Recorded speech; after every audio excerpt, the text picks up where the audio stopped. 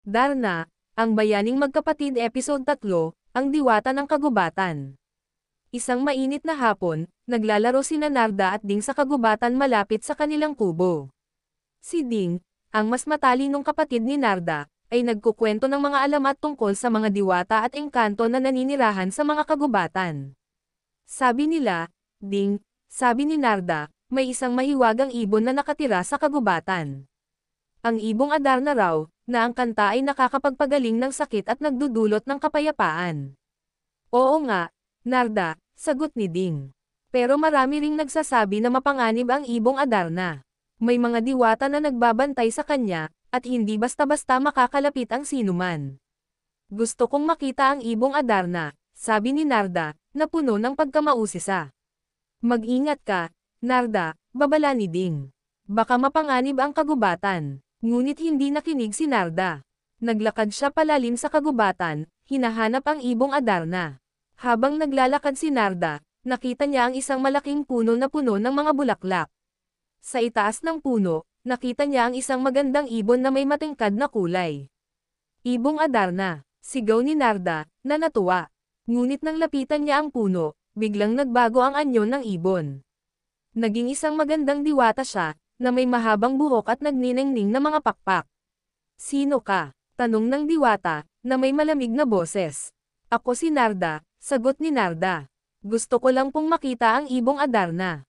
Hindi ka dapat nakikialam sa mga bagay na hindi mo maintindihan, sabi ng diwata.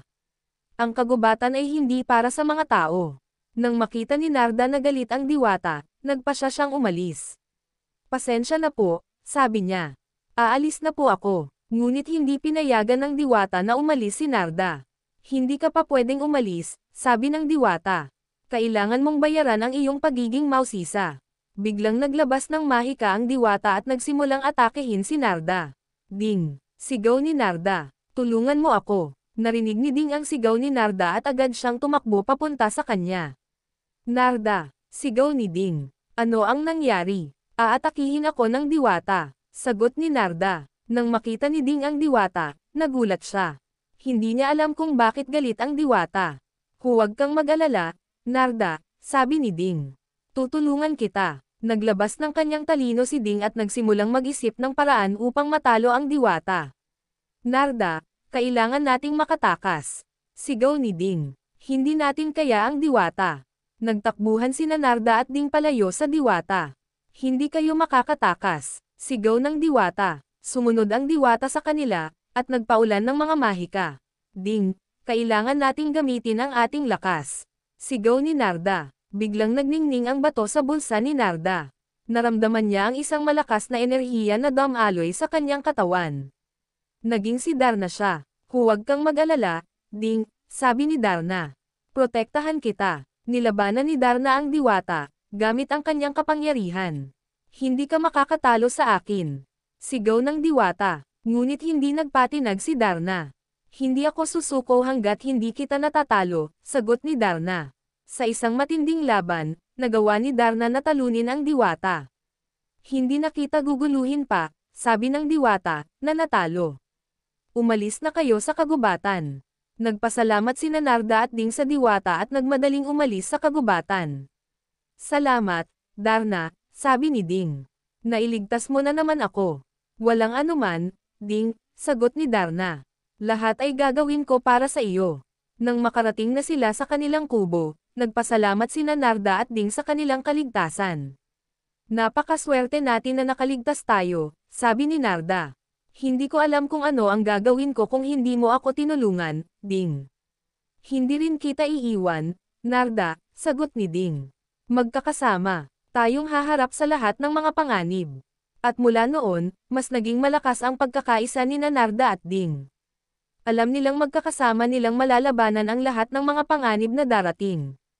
Ang kwento ng kanilang pakikipaglaban sa diwata ng kagubatan ay kumakalat sa buong bayan. Ang mga tao ay nagsimulang mag-isip ng iba tungkol sa kagubatan. Natutunan nilang hindi lahat ng mga nilalang ay masama, at may ilang mga nilalang na nangangailangan ng proteksyon. At sa kanilang pagiging Darna at Ding, patuloy silang magiging simbolo ng pag-asa at lakas para sa mga tao ng Maynila, maging sa mga tao man o sa mga nilalang ng kagubatan. Darna, ang Bayaning Magkapatid Episode 4, ang lihim na nakatago sa kagubatan. Ang araw ay nagsimula nang magdilim nang makauwi sina Narda at Ding mula sa kagubatan. Ang kanilang mga mukha ay puno ng pagod at takot, ngunit mayroon ding isang kakaibang ningning sa kanilang mga mata. Ang kanilang pakikipaglaban sa diwata ay isang karanasan na hindi nila malilimutan. Nang makarating sila sa kanilang kubo, nakita nila ang kanilang mga magulang, sina Aling Juana at Mang Ramon, na naghihintay sa kanila. Ang kanilang mga mukha ay puno ng galit at pag-aalala. Saan ba kayo nagpunta? Tanong ni Aling Juana, na may matigas na boses. Alam nyo bang delikado ang kagubatan? Pasensya na po, nanay, sagot ni Narda, na nakayuko. Naglalaro lang po kami ni Ding. Naglalaro, tanong ni Mang Ramon, na hindi makapaniwala. Sa kagubatan, alam nyo bang maraming panganib doon? Oo nga po, tatay, sagot ni Ding, na nagtatanggol sa kanyang kapatid. Pero nakaligtas naman po kami. Nakaligtas? Tanong ni Aling Juana, na nagtataka. Paano kayo nakaligtas? Ano ang nangyari sa inyo? May nakita po kaming diwata, sagot ni Narda, na nagkukwento ng kanilang pakikipaglaban sa diwata. Diwata? Tanong ni Mang Ramon, na hindi makapaniwala. Talaga bang may nakita kayong diwata? Oo nga po, tatay, sagot ni Ding. At muntik na po kaming masaktan. Hay nako, mga anak, sabi ni Aling Juana, na nag-aalala. Bakit ba kayo nagpupunta sa kagubatan? Alam nyo bang delikado doon? Pasensya na po, nanay, sagot ni Narda, na nakayuko. Hindi na po kami pupunta sa kagubatan. Mabuti naman, sabi ni Mang Ramon. Dapat kayong mag-ingat, ang kagubatan ay hindi para sa mga bata. Nang makita ni Narda at Ding nagalit ang kanilang mga magulang, nagpasya silang magtapat sa kanila tungkol sa kanilang lihim. Nanay, tatay, sabi ni Narda, na nagkukwento tungkol sa bato ng bituin at sa kanyang kapangyarihan bilang Darna. Nagulat sina Aling Juana at Mang Ramon nang marinig ang kwento ni Narda. Hindi nila alam na ang kanilang anak ay isang superhero. Darna, tanong ni Aling Juana, na hindi makapaniwala. Talaga bang ikaw si Darna? Oo nga po, nanay, sagot ni Narda. At si Ding ang aking kaalyado. Ding, tanong ni Mang Ramon, na nagtataka. Ano ang ginagawa mo? Tinutulungan ko po si Narda, sagot ni Ding. Ang aking talino ang aking kapangyarihan. Hay nako, mga anak, sabi ni Aling Juana, na nag-aalala. Bakit ba kayo nagtatago ng mga lihim sa amin? Ayaw po naming mag-alala kayo, sagot ni Narda. Gusto po naming protektahan kayo. Alam namin na mahal nyo kami, sabi ni Mang Ramon. Pero dapat nyo ring alagaan ang inyong sarili. Pero kailangan po naming gamitin ang aming mga kapangyarihan, sagot ni Ding. Para protektahan ang bayan. Alam namin na may mga masasamang tao sa mundo, sabi ni Aling Juana. Pero hindi kailangang ilagay ang inyong sarili sa panganib. Pero nanay, sagot ni Narda, kailangan po naming gawin ang tama. Alam namin na gagawin nyo ang tama, sabi ni Mang Ramon. Pero dapat kayong mag-ingat, huwag kayong mag-isa sa pakikipaglaban sa mga masasama. Salamat po, tatay, sagot ni Narda. Pangangalagaan po namin ang aming sarili. Nang marinig ng kanilang mga magulang ang kanilang mga pangako, nagpasya silang magtiwala sa kanilang mga anak. Mag-ingat kayo, mga anak, sabi ni Aling Juana. Mahal na mahal namin kayo. Oo nga, mga anak, sabi ni Mang Ramon. Lagi kayong tatandaan na nandito lang kami para sa inyo. Nang makita ni Narda at Ding ang pagmamahal ng kanilang mga magulang, nagpasya silang magpatuloy sa kanilang misyon bilang Darna at Ding. Alam nilang may mga panganib na darating, ngunit alam din nilang hindi sila nag-iisa. Ang kwento ng kanilang pakikipaglaban sa diwata ng kagubatan ay kumakalat sa buong bayan. Ang mga tao ay nagsimulang mag-isip ng iba tungkol sa mga diwata at engkanto. Natutunan nilang hindi lahat ng mga nilalang ay masama, at may ilang mga nilalang na nangangailangan ng proteksyon.